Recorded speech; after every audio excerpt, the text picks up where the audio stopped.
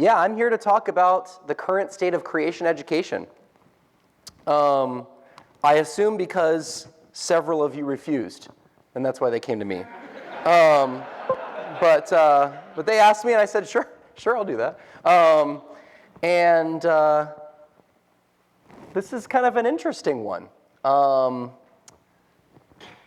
I did public school all up through high school, but I went here for college because I wanted to learn, I wanted to be a paleontologist, but I wanted to learn geology and paleontology from a biblical perspective because I felt like that was important. And I'm very thankful for what I received here, especially from Dr. 𝘎𝘕 McLain, fantastic teacher, always pushing us back to Scripture. So I'm excited to be able to talk about where are we with creation education. But it's a big topic. Because I started thinking about, what are we going to talk about here? There's a lot of different ways we educate people about creation, right? Certainly this happens in churches. And those of you especially who are part of apologetics organizations or groups like that, I mean, you're reaching out to churches all the time, right? So that's a big part of that. We've also got K through 12 school, right? Whether that's private Christian schools, whether that's homeschool. Some of you are reaching out into public schools with instruction on creation. By the way, there's developmental curriculum. There's a book right here, Devotional Biology. We just heard from Dr. Wise. That's his textbook. I use Marcus and John and Steve and Danny's Earth Science textbook for my Essentials of Geology class. There's good stuff out there. We could also talk about colleges and universities, right? Creation education that happens there. We could talk about seminaries. There's a lot we could talk about. But I only have 25 minutes. And I don't know a lot about some of these. So I'm going to focus on what I'm involved in, which is colleges and universities. So I thought, what would be helpful? What could we talk about? And I thought, what would be really good? Let's kind of sit down, let's talk about what is it like right now in the college and university atmosphere when it comes to young earth creation. And even with this, there's a ton of ways we could go, right? And so I decided, okay, let's take a look. What colleges and universities out there are young earth? Let's start with that. And even that's a really big list, okay? You might not think it is, but it's a decent list. But so I was like, okay, what's manageable? Young earth creationist colleges and universities that offer some kind of science degree. Most of what's presented here is science related. And that's certainly a big thing in creationism, is science, right? So let's talk about that. And I compiled this list. If you're not there, the school you want to see, I apologize. I worked hard to make this list. I'm not trying to get points with you. I'm just saying, there's going to be things I miss, okay? Because it turns out I couldn't find a really complete list as I was looking around. And so I was like, okay, well, I started contacting people and Googling things and just trying to find how do we make a list with this. Okay, and so this is what I came up with, ones that offer science degrees. And I believe there's 13 up here. Okay. This is where they are located in the US. Those little stars. We're going to also put on here, acknowledge New St. Andrews College. They don't offer a science degree, but you get a liberal arts degree and you get a focus, and so they have science as an option there. So I wanted to list them there. But I thought what would be beneficial here for us is, hey, let's take a look at what can you get? Where can you go, and what can you specialize in? What kind of degree can you get? Okay, what do we offer right now from a young earth perspective? I thought that'd be helpful. I want to know what else is out there. And this was a great learning experience for me because, I know about my school, I know about Cedarville and a few others, but there are a lot of them I didn't know about. And so I got to see what's going on out there. And so, very clearly, I want to state this right now, okay? This is not about look, they don't have a math program. That's not what I'm doing, okay? I'm trying to help us see what is out there. Because I get asked this all the time. And I know you probably get asked different time too. Hey, you're in church. My kid wants to study blah, blah, blah. Where can they go to school? This is a great opportunity for us to look at that. So like I said, I'm just looking at the sciences. I threw math and engineering here as well. I didn't throw archaeology on. I apologize, Doug. But this is where we're going. So let's start with math. Okay, where can you get math degrees? Right there. Notice there's a little asterisk there by Calvary University. They have a program where you can also work with other universities to get missing courses to get a BS in math. So, you can still graduate from there with math. But yeah, we've got quite a few. That's encouraging. Math is important. I don't think any of you are going to argue with me on that, probably. What about engineering? Yeah, there's quite a few also. So if you want to get an engineering degree, well, from a young Earth perspective, yeah, you can do that. There are schools out there that offer this. What about physics? Less. But they're still out there. There are some. Physics is important. I will acknowledge that as well. Okay? And let's try to expand a little bit on this. How about astronomy? How many schools do you think offer a bachelor's in astronomy from a young Earth creationist perspective? Yes. Although that wasn't a guess because you saw it. But yeah. Yeah, 0. There are none, as far as I could tell. Now, once again, if I did something wrong, please, afterwards, come tell me. I would love to know that there's something out there. But that's what I found. Okay, let's transition a little bit. Let's go to chemistry. There's a good number. And some of those, you see some asterisks there. There's like some specialized ones, and where you can get like concentrations in chemistry and stuff. But I still counted those. There's a good number. One that I'm sure is going to be of interest to many of you in here, biology. Okay, a lot of them, right? And you'll notice I put some pluses there. That's because some of them have degrees in like you can get biology, and there's a cellular biology degree, and there's a biochemistry degree, and so they have like multiple types, or like biophysics, for instance. Some schools had. I just kind of lumped those all in biology, but yeah, there's a lot of opportunities, and of course, biology is a really important one, right, for young Earth creation. Not that the other ones aren't, but specifically, obviously, this is where evolution is coming in a big way, and so there are quite a few. What about environmental science? There's less, okay? There are, I'm not gonna say I cheated, but there's some up here that, for instance, Southwestern Adventist, it's actually ecology and conservation biology. I was like, that's close enough. Masters, same thing. I was like, well, it's an emphasis in either biology or geoscience, so we'll throw that up there too. But there are some, which is cool. When you think about the talks represented here, right? There's a lot of biology talks here at ICC. I've seen quite a few. I've seen a lot of geology talks too. How many of you have seen some geology talks? Yeah, okay, there's some geology talks, right? There's 2 schools that offer geology. And once again, I'm not trying to shame your school, like how dare you not have geology. What I'm trying to show is just what is the state? What does it look like in academia for young Earth creation right now? And there's 2. There's 2. I was very happy this year how many paleontology talks there are. I mean, I was just like, this is great. I'm having a great time. Not quite 0. We do actually have 1, okay? But it's a little bit of a cheat again. It's a biology degree, but with a paleontology emphasis. So it says paleontology on the diploma. We'll give it to it, okay? But yeah, there's not much there. When you talk about what field deals with deep time and evolution the most, that's it. I'm not being biased there. That's literally it, okay? How about meteorology? I couldn't find any. Now, let's say whether you go to a creationist school or a school maybe that's Christian but not explicitly young Earth, or maybe you go to a public school, but you want to go on to grad school as a creationist. Where can you go to graduate school as a young Earth creationist? If you want to get a grad school that is friendly, to young earth creationists. So I'm even expanding this here. It doesn't have to be explicitly young earth. It's friendly in that particular way, although we're looking for faculty or young earth and things. I found Liberty has a biology program, and Loma Linda, which is where I got my PhD, they do biology, geology, earth sciences, and a natural sciences master's. So you can go to California or Virginia.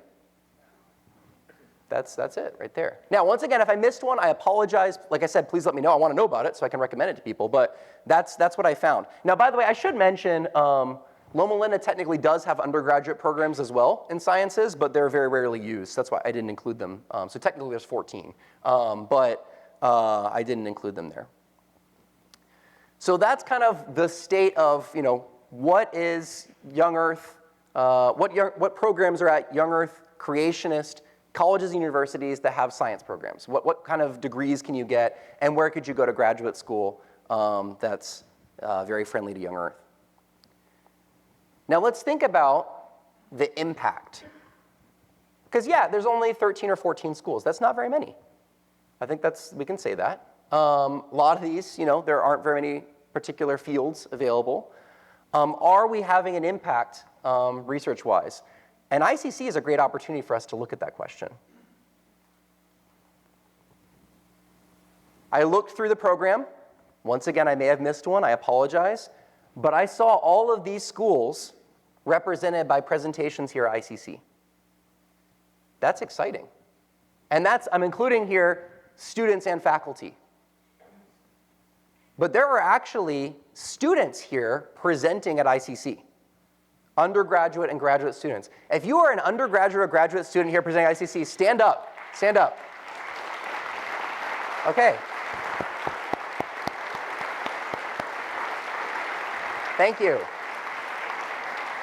Yeah, you can sit down. I won't make you come forward. There's no prize, unfortunately. But that's exciting. I don't want to be cheesy with this, but students are the future.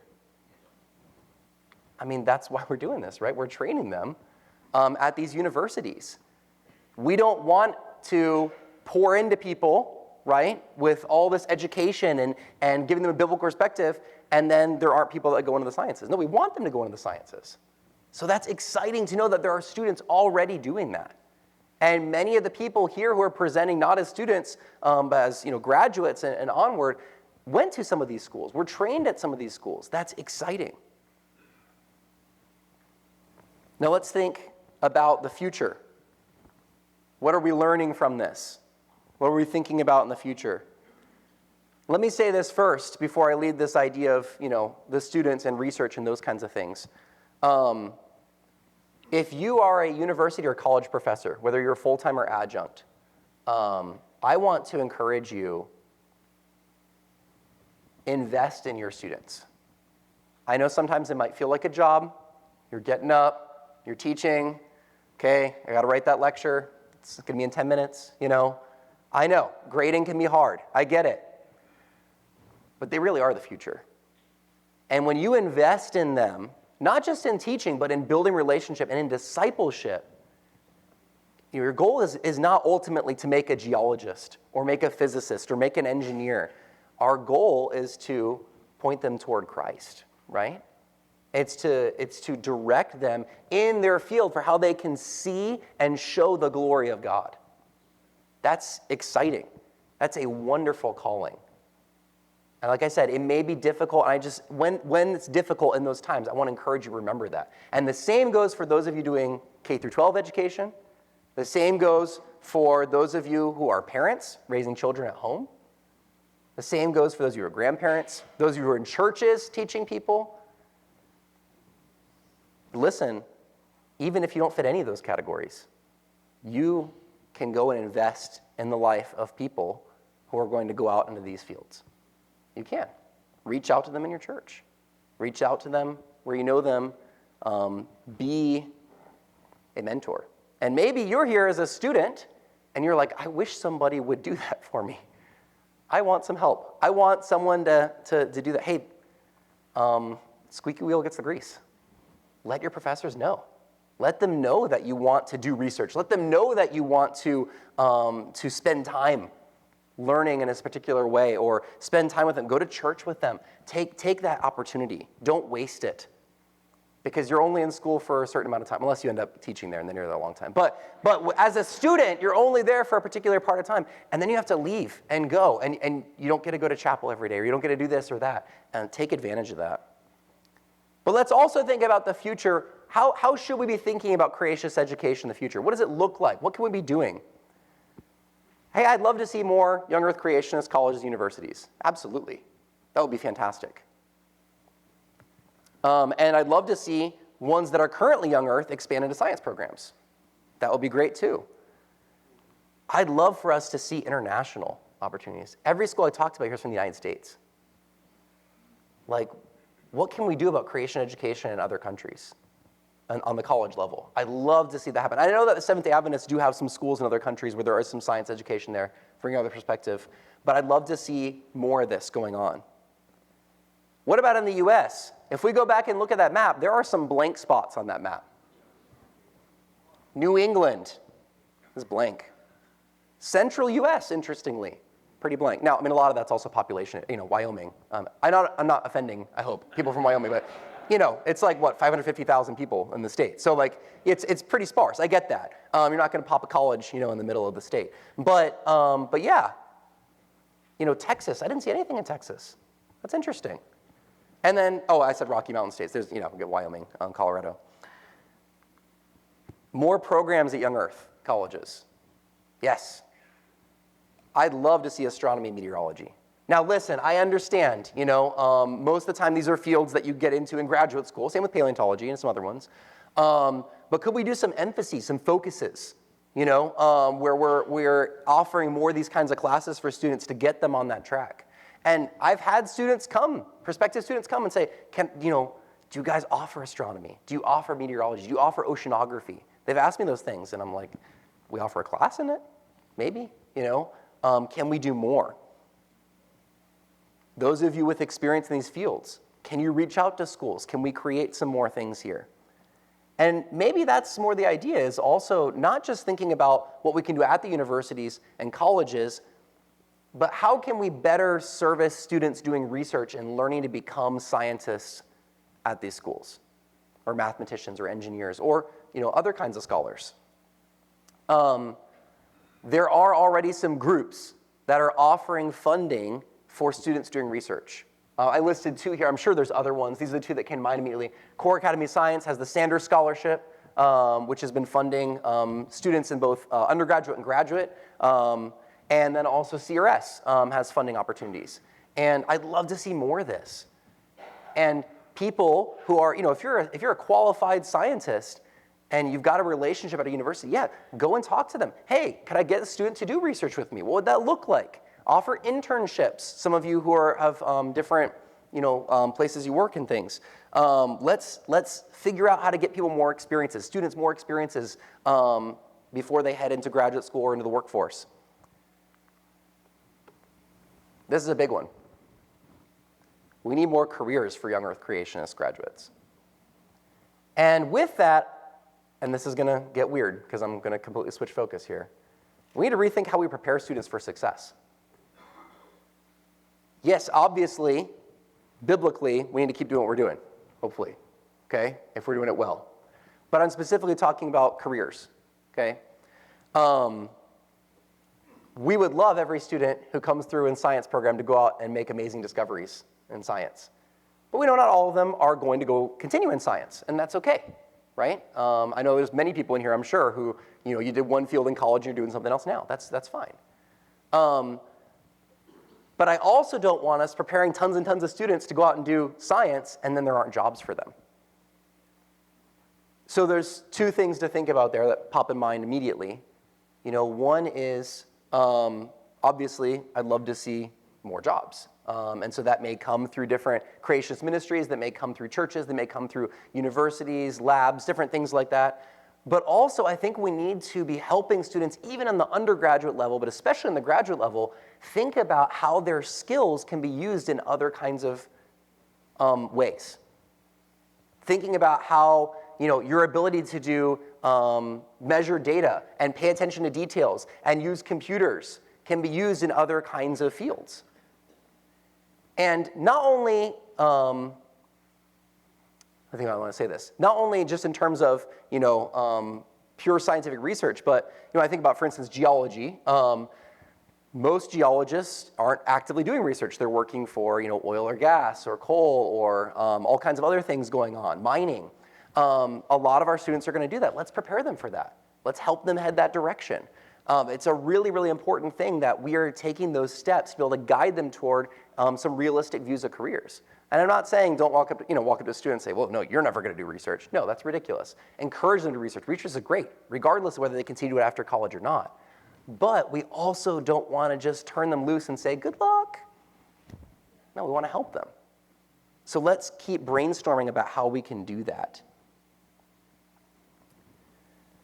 I brought up here this little 𝘎𝘪𝘴𝘪𝘴 3D printed skull. I don't really know why. It just seemed like I should do that. I like this little guy. But I brought it up to help me remember some things. And one of the things I wanted to end with is this.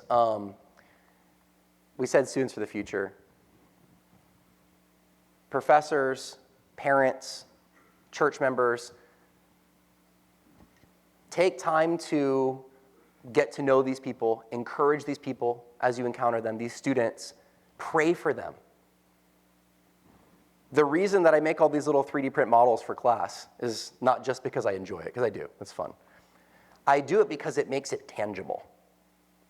It's tactile. I can pass this around. I show a picture on a screen, okay, that's a 𝘎𝘪𝘴𝘪𝘴, what is that? I can pass it around, they can say, wow, that's a really interesting skull.